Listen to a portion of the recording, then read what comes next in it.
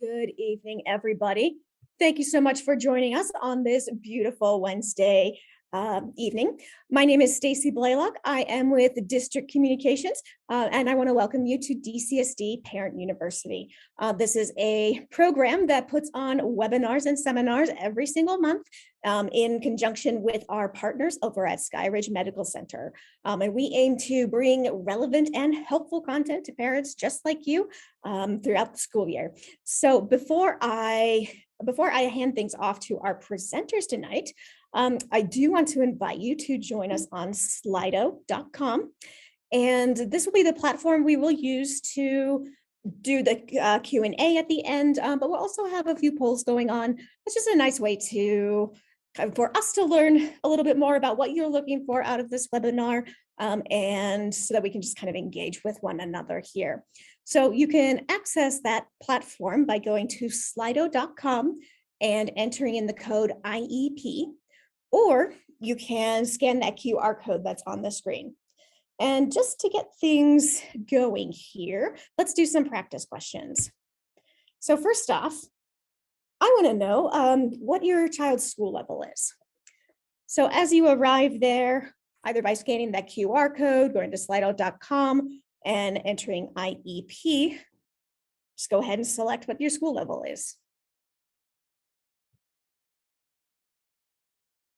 And this will help us kind of tailor our content and make sure that we're addressing the big questions that you're hoping to have answered. So it looks like we have a fair amount of elementary school parents here. Let's add on to the next one. How often do you meet with your child's IEP team?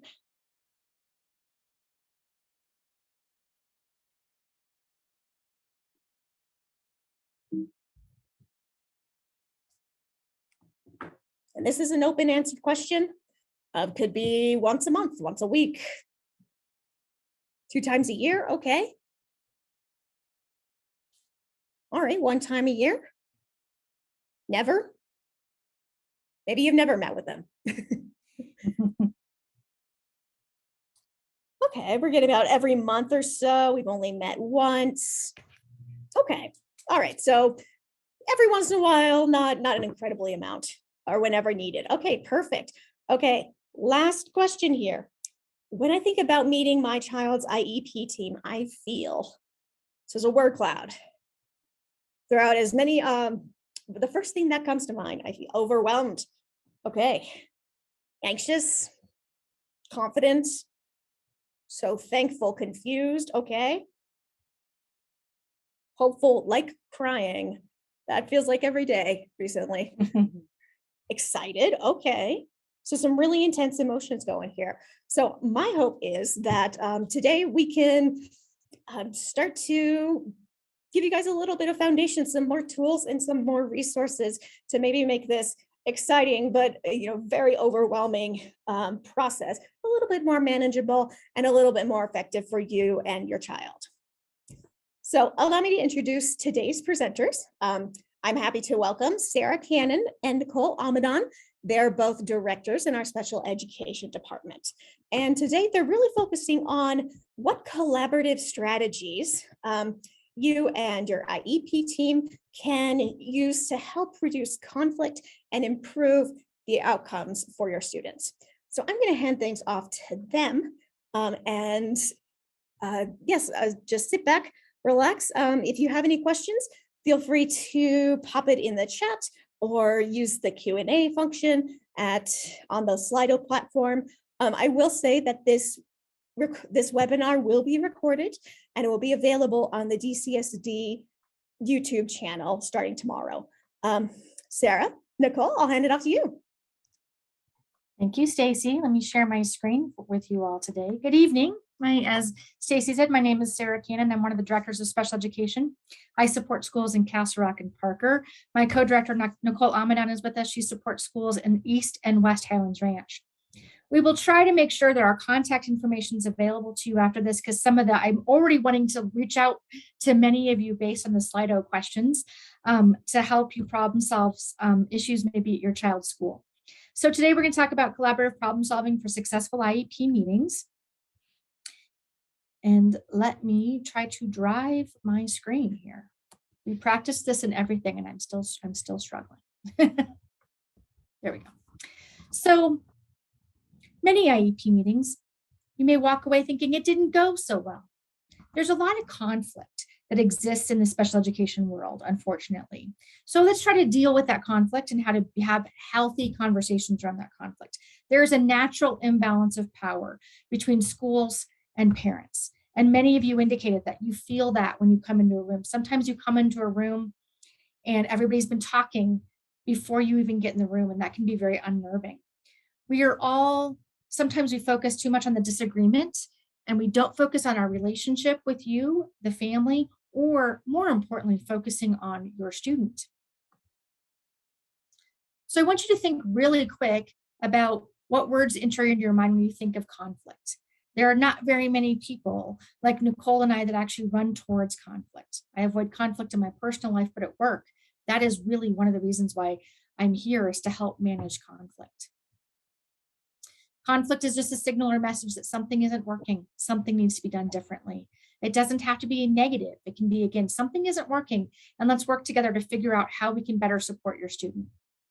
So we're going to talk a little bit about how to identify the sources of conflict and asking strategic questions to gain more information about the situation.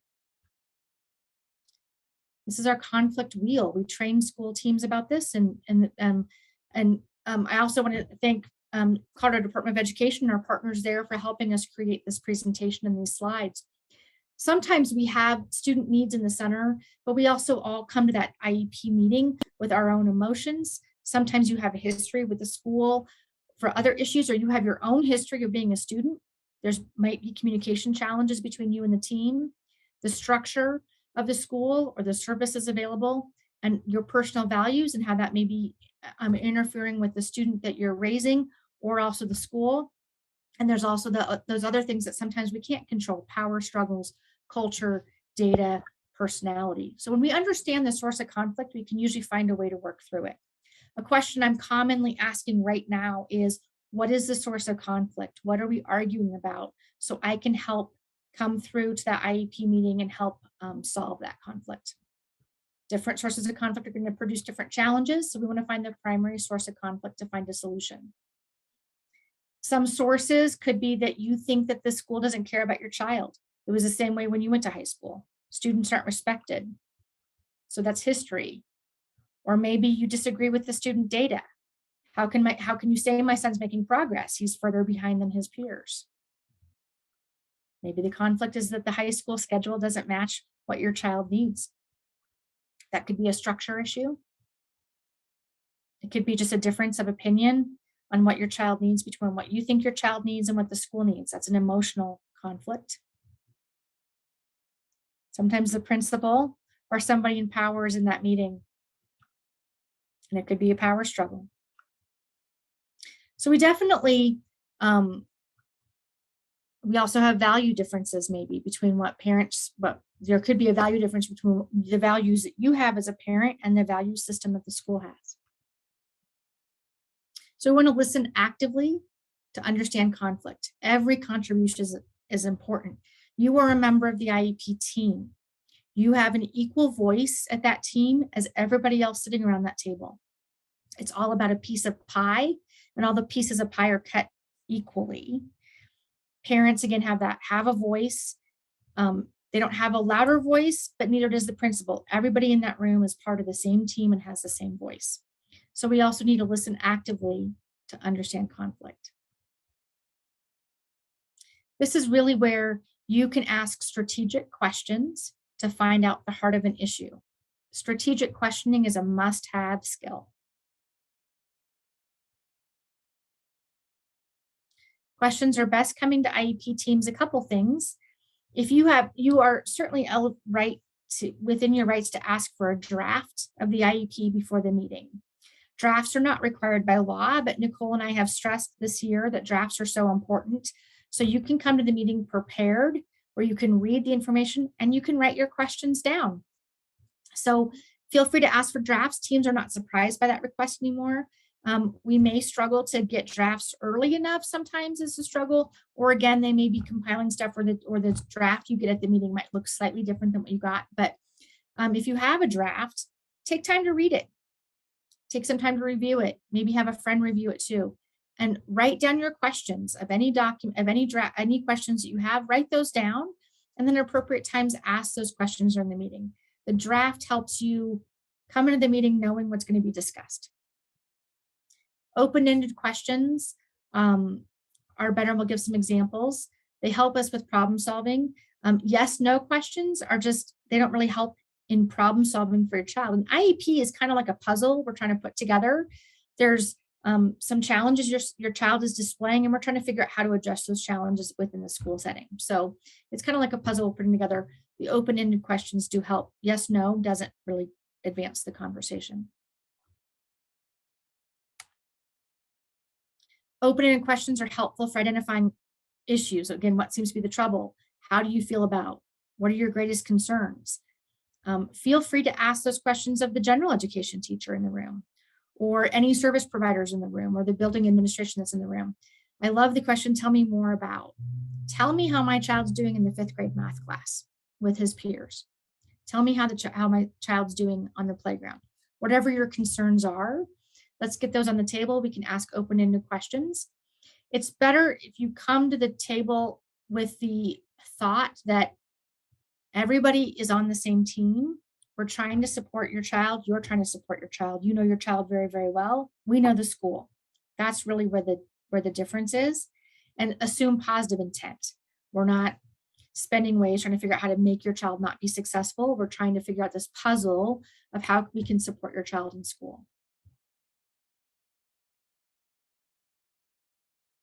Open-ended questions are helpful for obtaining more detail, explaining more things in detail, what goes through your mind, other factors to be considered. Ask for clarifying questions.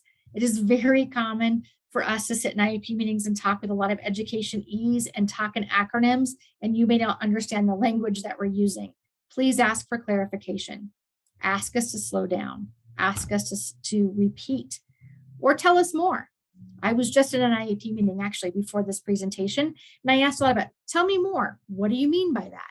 That question confuses me. What does that look like in the classroom?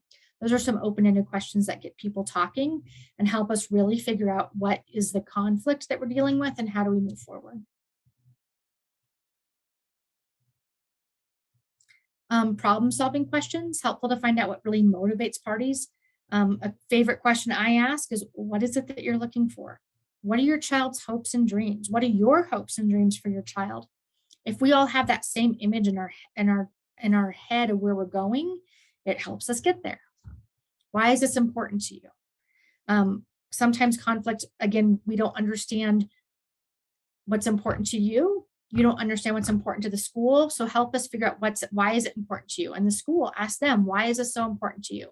So again, we can understand that conflict better.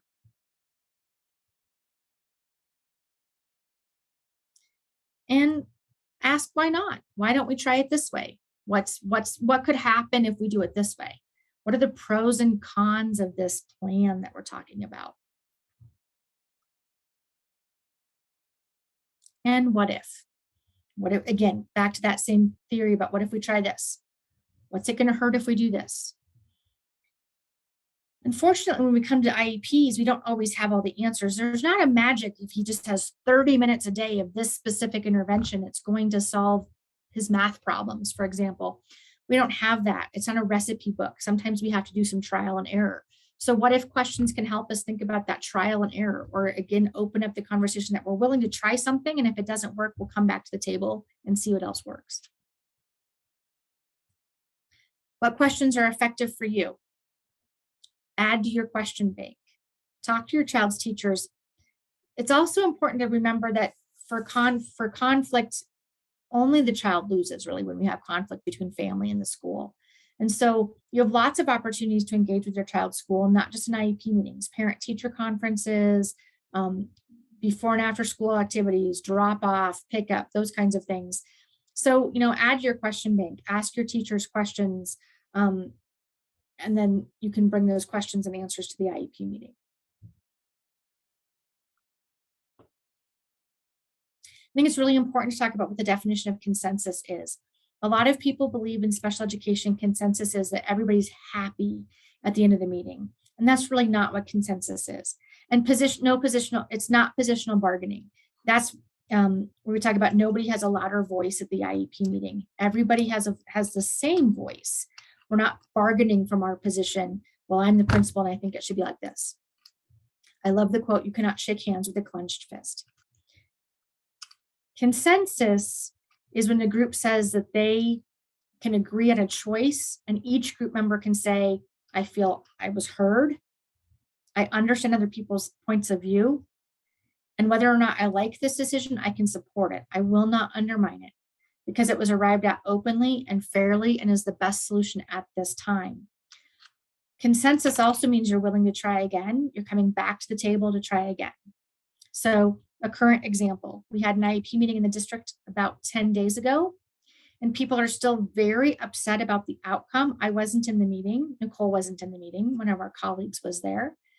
People are very upset about the outcome of the meeting, and I have requested that they go back because everybody called me instantly. I said, guess what? You can go back to the table and you can do it again until we understand how the decision was made and we feel like we can respect the decision and not undermining it. Because what they were doing by calling me was undermining the decision that the team had made.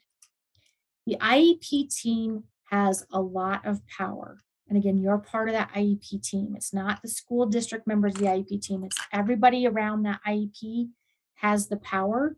It's Nicole's and my job as the director of special education to implement the plans that you come up with. So you can come up with really, interesting, unique, individualized plans. It's Nicole's and my job then to go in and figure out, okay, what does the school need to support this? What does the student need? Does the student need transportation? Does the student need a change of school? Those are things that decisions that we make. But ultimately, the IEP team has the power and what that student's plan is going to look like. And again, you're part of that.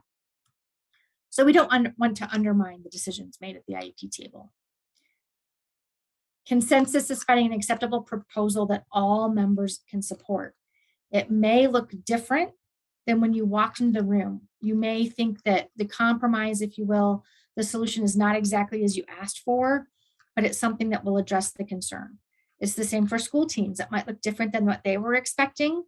You might present an idea. They're like, oh, we hadn't thought about it that way. But again, it's something that supports the student that we can all support, but it might look different. There's a lot of compromise that sometimes happens in IEP meetings where we come to the middle to figure out what is that core problem we're trying to solve. And there might be different ways to get to that solution. Consensus is not a unanimous vote. It's not a majority vote. It's not a vote. We don't raise our hand if you agree with this decision, yes or no, or all people say aye. We don't do that. And it's not 100% satisfaction, unfortunately. Again, it's that you feel like you've been heard and you feel like you can live with the decision. Consensus requires time, active participation by all, good listening and communication skills, trust in the team process, remembering you're part of that team, coming in open-minded, and creative thinking is so important. One of the Slido comments made earlier was that somebody said that they felt like they had limited options available to their child. And that is a very real feeling that sometimes people have. That's why we need creative thinking. That's why it's great. Sometimes you're like, oh, I hadn't thought about that. Or maybe the school will be like, oh, we hadn't thought about that before. So creative thinking is super important. Schools have structures, but that doesn't mean that we can't think creatively within those structures. Building consensus is especially critical in IEP teams in order to reduce conflict and improve outcomes for students with disabilities. It's a process that strengthens IEP teams, that builds goodwill, and it's required by law. Actually, it's a consensus-driven model where you have to have consensus. In Colorado, we are not a consent state where you have to sign and agree to every component of that IEP. There are states that is required, but Colorado is not one of those. So we have a consensus model where we don't have to agree to everything in that IEP, but we do have to agree to move forward and try it out and not undermine the process. One thing you can do, and I believe this PowerPoint can be made available tomorrow on the district website or later this week. Think about after the IEP meeting, where are you at on a consensus scale of 1 to 5? How do you feel? If you're like, 4 or 5, you're kind of in a good place. 3, you're kind of in a good place. We can walk you through that. If you're at a 2 or if you're at a 1, we probably need to have a conversation with your child's school team. Or Nicole and I oversee a team of special education coordinators that support all the schools in the district. Call the coordinator. We can make sure those resources are available so you know who to call as well. Talk them through your concerns. Maybe we're at a point where we have to come back to the table and meet again. Kind of the good, bad of special ed is you don't get one bite at the apple, you can try again. You can have another meeting to try again. So remember, for your opportunity to participate, parents are equal participants in the team process. You are a team member, you're an equal team member. You are the protector of your students' IDEA rights. General education students do not have the same amount of rights as students with disabilities that have an IEP. So you are the protector of those rights. Although we have, as a school district, have the legal obligation to propose an IEP that provides a free, appropriate public education. The requirement is the school districts to get an offer of FAPE on the table. But you do have the right to object to the school's proposal. Sorry, I'm looking at my slide, my second screen where my slide is, so I can read the bottom part. And remember, in IEP meetings, every person is 100% responsible for his or her half of a verbal interaction. We can't control what other people can say. We can only control how we respond to that. If you need more, you have an IEP that didn't go well, you have more questions, the Colorado Department of Education provides this wonderful service that is free for all parties called facilitation. I am a trained IEP facilitator, but there are a lot of times in Douglas County where we have an impartial person come in from the Colorado Department of Education to just facilitate the meeting. And they help everybody get consensus.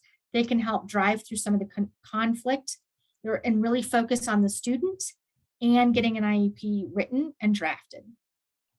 So facilitation by an impartial facilitator is a powerful experience. If you need more information about that, you do have the ability to go to the Colorado Department of Education website. This is their alternative dispute resolution project, where you can have facilitated meetings. You have to make a request. You can also ask your school team to request a facilitator, and all the school teams know how to do that. Sometimes you may get a request from the CDE that you didn't ask for, that the IEP team has requested a facilitator, and you can agree to that process, or you can disagree, and then the facilitator does not come in. There are additional resources also on the CDE website. If you do have to go into dispute resolution where you are still unhappy with the content of the IEP, decisions made during the IEP meeting, or how the IEP is being implemented, parents of students with disabilities can ask for mediation, or you can ask for a state complaint or a due process hearing, which is like a court case. And again, this website, the CDE website, will tell you the differences in those different options. I talked a little fast. I tried to slow down, but we do have time for questions. I'm going to stop sharing my screen, Stacy, so we can have the Slido come back if there's questions, and then also I can monitor the chat that way as well. Absolutely. I shall pop it up here. We did get a few questions during the Q&A. And let me pull up that Slido information again. Oof. Wow. Zoom really does a number on your windows, doesn't it? It does a little bit. Don't watch. You might be dizzy. How can I get a hold of my content? Okay, there we are.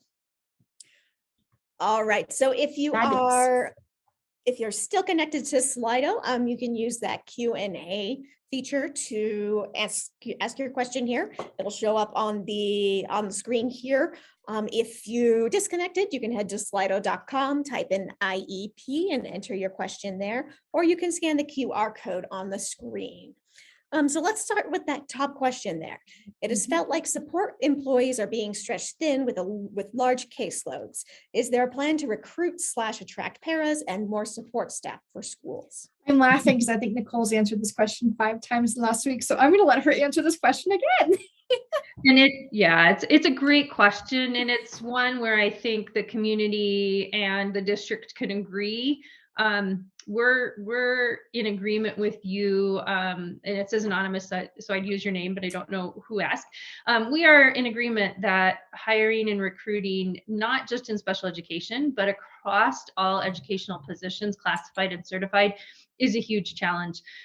It's not a special education in Douglas County problem only. It's not a Douglas County problem only. It's not a Colorado problem only. It is a national concern. And I know you all are invested parents and have been reading and seeing things like that, especially over the last year or so. About 157% increase in teachers leaving the profession, and teachers is kind of generic term. So we're talking about a impending crisis if we don't figure something out. So whoever asked the question, you are not wrong. You are seeing what we're seeing. And so the district has done a number of things to try to recruit and retain people. One is most global, and you've probably also heard this talk about the mill levy that's coming up. And that is directly related to the compensation structure. Our HR department has been working for multiple years to thoroughly and carefully and thoughtfully bring Douglas County compensation for both classified and certified folks into alignment with our neighbors, with our Front Range district neighbors. And the reality is that many of our staff, not all, but many of our staff, especially in those classified positions like paras, are not earning sort of market competitive rates. And so it's very hard work. It's super important work. The paraprofessionals, our EAs, are some of the hardest working and most skilled people we have. And unfortunately, it's hard for us to compete financially with places like Costco or Starbucks. We don't pay at the same rates, and we're very well aware of that. So one of the best things you can do to help us is encourage your friends and neighbors to find out more information about our mill levy. I know Erin Kane, our superintendent, has put together a very thorough presentation, and different places that presentation's been presented and will be presented in different community forums. Information's available on our website, that kind of thing. So yes, there's a huge need for us to fill vacancies. We had special education positions that were vacant the entire year, both classified and certified positions. And in some of our most needy positions, like our center-based programs, our SSN or our AN programs, are especially hard to recruit for. So how do we retain those folks? I think one of the things that Sarah and I feel is within our control. We can't control housing costs in Colorado. We can't control a lot of the larger economic situation, but we can try to make our people feel valued and feel like they have efficacy in their work. When people feel like they have the training and the tools that they need to do a good job, teachers and others in the profession, they don't always just work for paychecks, right? They work to know that their interactions with kids really matter. And so Sarah and I have been very intentional in trying to put support and professional development around our staff. And we focused a lot on reading this year because, as most of you know, we're implementing a new reading program next year. And so we've tried to shore up and participate alongside our PD in the district for reading. That's just one example. And then being thankful, right? Just letting people know that we know the job is hard and you are stretched thin, and sometimes there aren't enough hours in the day to get the work done that you know you need to. So just recognizing that our staff are working tremendously hard. Anything you can do to be encouraging to your teachers, your students' teachers and their support staff, I think is greatly appreciated. I was at a school today. I was out at Arrowwood, and I walked in the main office, and it was Administrative Support Appreciation Day. And I think it was third graders came through the front office, and they handed the front office staff, there's 2 or 3 secretaries, homemade cards and little candy bars and things. And you should have seen these employees. They just lit up. I think that was one of the most meaningful things that they could have received, right? Was just the recognition and the thoughts and the appreciation from this little group of third graders. So don't underestimate your power too in supporting our teachers. So that's a long answer to what's a relatively short question, but it's a deceptively complex question. And we're happy to talk more about it offline, or if you have other questions, you can always reach out to us. So that's my answer to that one. Sarah, did I miss anything that you want to add? No, some of the questions, there we go. Okay, I'm like, some of the questions went away. Sorry, that's my okay. bad. That's okay. We got a couple that were upvoted there at the top. Yeah. Awesome. There was a question about time, and that sometimes you're only given an hour for an IEP meeting. That's why drafts are really important. If you have a draft, sometimes it is possible if everybody just comes in and starts with what questions do you have for the IEP to get through an IEP in an hour. It is rare. I'm not going to lie. It's rare for me to be in a meeting or Nicole to be in a meeting that goes that quickly. Sometimes we do have to have part 2s and part 3s. And maybe when you're setting up that time with this team, ask if they can give more time. Ask if they have 90 minutes for an IEP meeting. That's a pretty good time to do it. So sometimes meetings, unfortunately, have to go through part 2, part 3. That's why it's best for the team and for the parents to be organized and ready to go when we hit the ground running. I would also remind folks that there's a really legitimate logistical pressure on school teams. Imagine being a high school English teacher. You have a 45-minute prep period. That's the only time that you're available for a meeting without having to leave your students. And so sometimes the school schedule and the availability of teachers and special educators, it makes it really hard sometimes for them to be gone from their rooms for extended amounts of time. You'd be amazed at the amount of work that happens behind the scenes to get availability from a team. And remember that they also need to get back to their classrooms, right? And so sometimes that meeting time frame is really more a function of the daily schedule and the needs for that teacher to be back in a classroom than it is a understanding that we're going to get through all of this work in that set amount of time. So just remember, it's usually not because they're trying to cut you off. It's because they have to go teach English or they have to go teach whatever. So sometimes it's just because they have limited time in small chunks.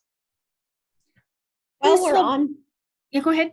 Oh, while we're on time, are you guys open to moving to that second question down? How you can prep for a meeting where you're requesting further testing, especially if you're not sure what's going on. Yeah. I guess I would need a little bit. I put I hope you can all see. I put Nicole's and my email addresses in chat, and so we'll get you to the right person if you just email the first name you see too. But I support schools in Parker and Castle Rock, and Nicole supports schools in West and East Highlands Ranch. So if you have specific questions or we need clarification, that might email us and we're happy to answer your specific question. The IEP process when you're new can be very overwhelming. I think when you're having an evaluation meeting, when you're discussing the results of the school team's evaluation, I think it's just good to ask those questions like, this is what I'm seeing at home. What are you seeing at school? So if you don't know what's going on, school teams do not diagnose. We can identify educational impact of disabilities. So if you come to us with a private report, we'll consider that report. We'll look at diagnoses you have from medical providers, but we don't diagnose. So we may not be able to get you an answer about why something is happening with your student. But if you have questions during the evaluation meeting, again, those open-ended questions, or this is what I'm seeing at home, what are you seeing in the classroom, will help us identify that, again, what are your concerns? And maybe through that, I've seen lots of times with that evaluation, we're like, you know what, we need more data. And we go back to the table and figure out more information. So it's really having a dialogue with that team during that meeting, expressing your concerns, and we can go back and look more. Parents after an evaluation are also can also ask for an independent educational evaluation of the district if we need more information. Sometimes you're going to go to that meeting and you're going to be frustrated because the team's going to walk away and say, we don't have enough data. We need to look further. We need to look at some other areas of disability. So it is a process, but come with your questions. Be vulnerable. Ask, say, guys, this is my concern. and keep asking those. And we want to work with you. We want to figure out some of those things, but remember, we're not going to diagnose. So if you're looking for a diagnosis, that is not what the school is going to do. And Yeah. I would add to what Sarah's saying. Sarah and I are both former school psychologists, so we have spent a fair amount of time assessing kids and watching that profession grow.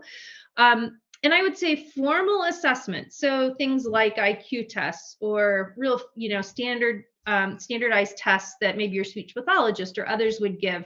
That's one kind of data, and it can be very helpful and very useful in a diagnostic sense. But we also have to remember that we're really looking at a body of evidence, sort of a confluence of formal and informal data. So there is a lot of power in some of that less formal data collection. So what is it really looking like in the classroom? What antecedents are we seeing prior to behavior, for example? Or what areas are our unit tests or our common formative or summative assessments, what are they telling us about lagging skills in a particular area? So remember that formalized assessment that might happen outside of a school has a limit. It's not bad or wrong. It's just not always the whole picture, because what really matters is what that functioning in the classroom looks like. And so sometimes I think also keeping an open mind about what data is helpful and useful, and maybe what data is missing from the actual functioning in the classroom, that can sometimes really help answer additional questions. So when you think of assessment, yes, we have these formal standardized assessments that we're all kind of used to, the WISC or things like that. But it's not the only or the sometimes even the most important data that we need to make informed decisions. So just remember, data is a little bit larger than just requesting outside testing. In that vein, Nicole, can you speak a little bit to that top question there? The IQ was determined as too high for an IEP despite a diagnosis, challenging behavior, and failing grades. That's an interesting question. And so I don't know which diagnosis they're referring to, so that's a little bit hard for me to speak to. But we have a history in special education. I'll try to give you the very short version.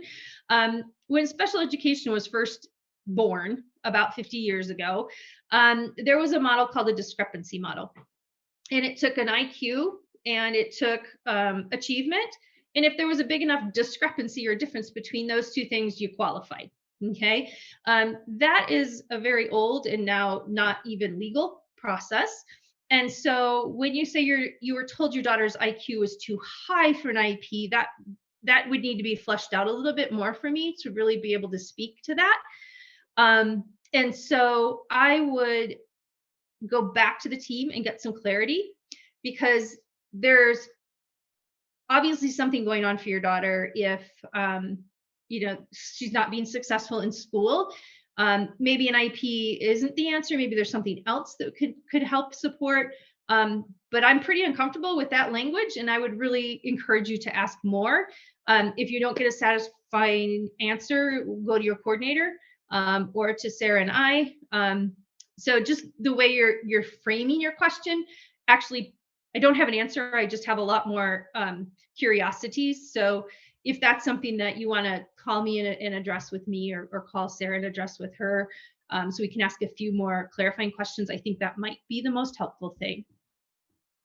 Well, maybe we can shift gears here a little bit to the power dynamic in these meetings. So, even if we don't feel like parents have as loud a voice as the school system in these meetings, what tools are there to address that or to perhaps combat that? There is a power differential for sure. When you maybe are by yourself at a meeting and there's 10 people from the school district or the building at the meeting and everybody has an equal voice. So I understand that. I understand that feeling. I don't have a great answer. Again, I don't have a great answer to that question. It's helping us all remember that we're equal players in that room. We're all part of the team. We're going to continue to work until we can build consensus. And there are opportunities. Sometimes parents do have to reach out to advocates which Nicole and I welcome those conversations. That's always an option you have. There are many free advocate resources, and then there's some advocates that do charge. Happy to share those resources at some point as well. We don't support or condone or, say, hey, use this advocate, they're better than somebody else, but we can give you names and contact information. But I do understand there just is the big school district and the parent. So there is a natural power differential there. Nicole and I continue to work with teams on, we're all on the same team, but I do want you to listen to hear us that schools do want to support your student. They do want to listen to you. We do want to find out what's going to help your student be successful. So I'm sorry you feel that way. It is there. And I don't really know how else to better address that. Again, come into the meetings prepared. You can always ask questions ahead of time. You can always talk to your child's case manager about, these are the things I want to talk about today. Make sure that your voice is in there. And there's a very, very important section of the IEP called parent input. Please give us input for that section of the IEP so that we make sure your voice is actually in the IEP as well. Remember, when you get a draft, it's just a draft. We can change it. It's not permanent. It's not set in stone at that meeting. So we should be making changes throughout the meeting as well to help get your voice in there. Thank you. That's what I got for you, Stacy. Yeah, and since we are coming close to the end of our time together, I'd like to get through these last 4 questions. Sure. Okay. So this first one, my understanding is there is a district policy that does not allow ABA therapists in schools. Is this correct? And what's the reasoning behind it? We have district guidance, policies written at the school board level. So we have district guidance related to private providers in schools. A lot of that is, it's going to be an individualized basis, and we're really going to look at what are the pros and cons. We do have liability issues when we have non-district employees in school buildings. And so there's some of that, just insurance, if they get injured, background checks, those kinds of things. We do sometimes have people come into schools. We have to think about, what are you going to give up? Because school is an experience. There's all kinds of elements of school that are important. So is the student going to miss PE for therapy? Are they going to miss reading? Are they going to miss math? Those decisions have to be made. The school ultimately has a responsibility to educate students and core content. And so it's an individualized team decision. It's not really a team decision. It's an individual decision, but there's lots of factors to weigh into it. And a lot of it is, we have to get our agenda and agenda is not the right word, I apologize, our content covered. And that's our job. And so private providers in school take away from that. And I would say too, just a lot of the techniques that are used in ABA therapies are transferable into a school setting. It makes sense to have some consistency. We see this in other areas too. Maybe a shared communication board between the outside SLP and the school SLP. There's tons and tons of examples where there's professional collaboration between an outside provider and a school provider. And so I would encourage your team to talk with your outside providers, in this case, the ABA therapists. Our autism team, many of our behavior coaches, folks like that are trained in ABA therapy techniques. We don't provide that therapy directly. It's all about accessing school, but there's a lot of crossover. And so that consistency in how we're responding to kids, both at home and at school, is really important. So one of the best things you can probably do is ask your school team to connect with those outside providers, whatever the area of specialty is that you're talking about. ABA is only one of those examples. But remember that we work pretty closely with outside providers, and that's super intentional because we know that consistency matters for kids. Thank you so much, guys. And I do want to be respectful of everyone's time here. It is now 6:15. If you need to head out, feel free. We're going to finish up with these 3 questions. If you are leaving, I do ask if you take a moment and give us a little bit of feedback on that Slido. It's the feedback survey. It'll help us keep improving the program. But let's continue with this top question here. Would you be able to please talk a little bit about IEP and 504 in charter schools?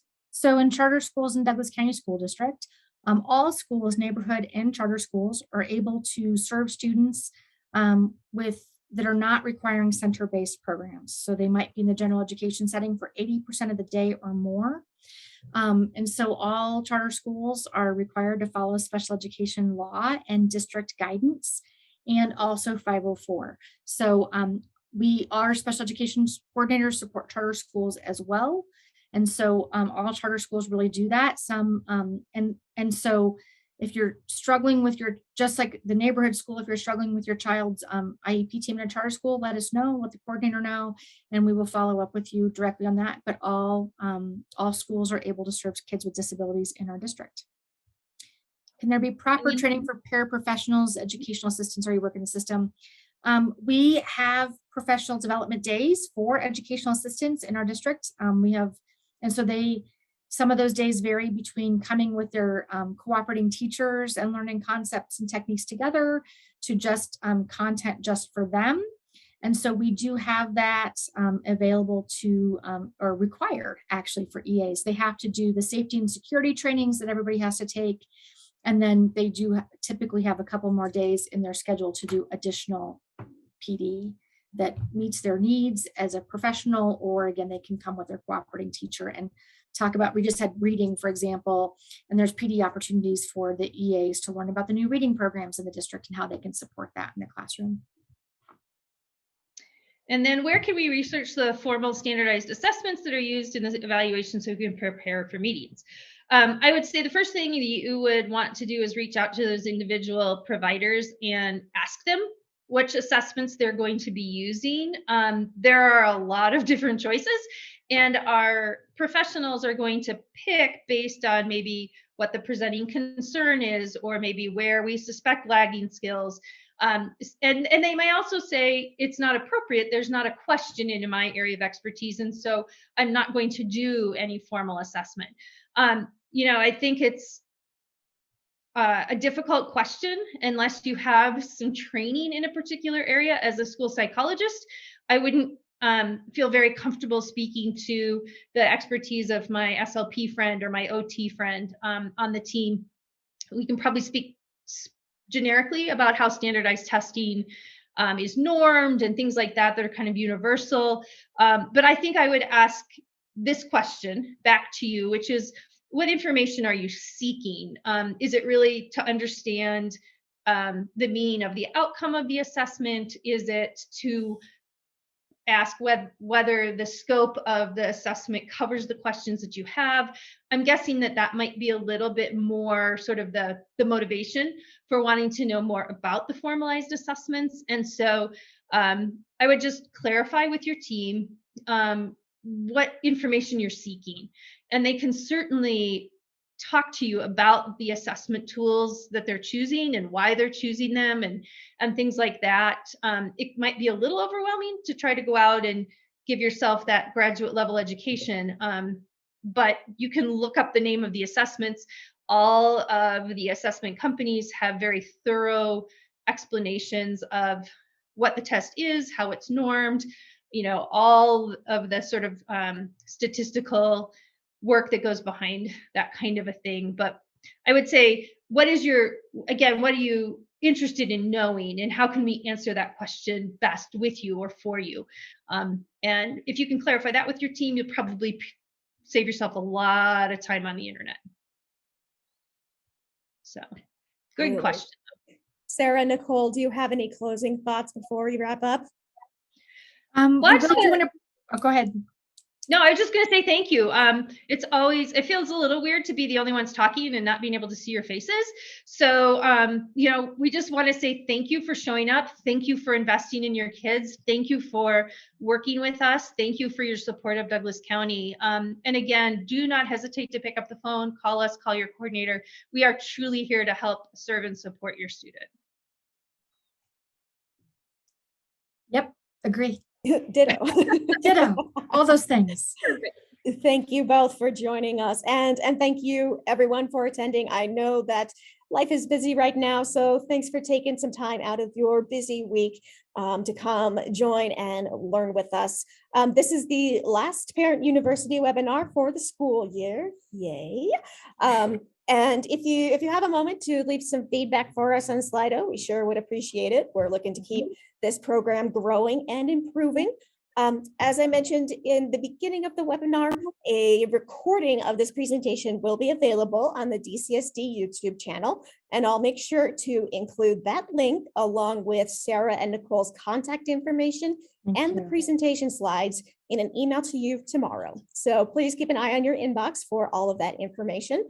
Once again, thanks so much for joining us. I hope you have a lovely evening and take care. Thank you. Bye, guys. Bye now. Bye.